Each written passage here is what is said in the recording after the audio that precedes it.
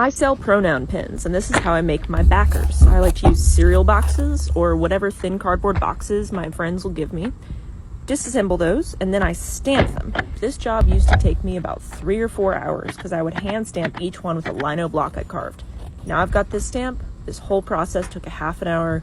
I'm reusing materials, I'm creating cute packaging, and I just saved a whole bunch of my time. So go check out the pronoun pins on the shop if you'd like, foresttroll.com. This is how not to make fire cider. Start out with these things. Normally you would want more things, but I only have these things. Chop the onion and put it in the jar, clean jar. Chop the pepper. Realize it's not actually a hot pepper, but put it in the jar anyway. And then add vinegar and put some water on there. And then find more better things to put in the jar. I eat mush. Monday. I eat mush. Tuesday. I eat mush. Wednesday. I eat mush. Thursday. I eat mush. Friday. I eat mush. Saturday. I eat mush. Sunday. This is how I make fire cider when I have the proper ingredients. Today I'm using turmeric, ginger, garlic, and horseradish. I've chopped and grated all that up and I'm adding it into my jar, which already contains hot peppers and onions. Then I'll add my apple cider vinegar, and then this is going to go underneath my bed. But y'all just put yours in a cool, dark place to steep. Beware when you're making it, because the turmeric will dye your hands funny.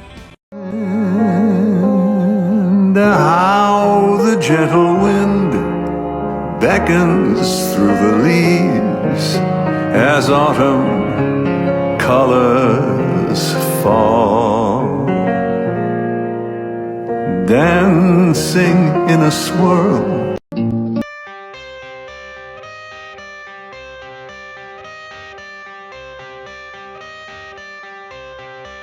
I got the cash in the bag, stadium packed. Born a rock star in this life, gone live it up on the attack. Baby, I'm back. I was heading home kind of late and I got a ridiculous craving. I wanted a Hungry Man bowl, and I bought it, but I'd forgotten. I don't have an oven or a microwave. So put it in the skillet with some water, and that didn't work super well, but I decided that it's better to make delicious mush. So onions, garlic, seasoning, the mac and cheese goop. I cooked more noodles, and then I put those chicken chunks, noodles. I put the chicken chunks in there to defrost, fried those separate, and then I ended up wrapping that bowl of macaroni up. Because for some reason I put lentils in it and it didn't cook, but overall it was fine.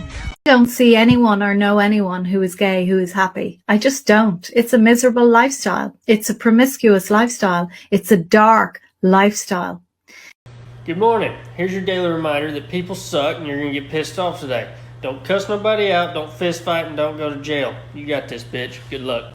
I'm making salve today. I infused some walnut oil with lavender, and I'm straining that right now. And I need about 16 ounces of this oil. So I've set up a little double boiler, which is quite nice. And then I'm just using the 16 ounce mark on this jar and pouring that in the double boiler. I looked around, I had a lot of almost finished salves. So I measured out those and I had about an ounce-ish. And so I came up with this recipe for my salve that I'll be making today. So it's like an ounce-ish of lanolin, an ounce-ish of beeswax, and an ounce-ish of old salves. And the lanolin, beeswax, and salves go into that oil, and then you stir. You want to keep an eye on it. You don't want this to bubble. That's much too hot. And check in every once in a while. Tap a little bit of it onto a tray and cool it down with a fan, and see if you like the texture.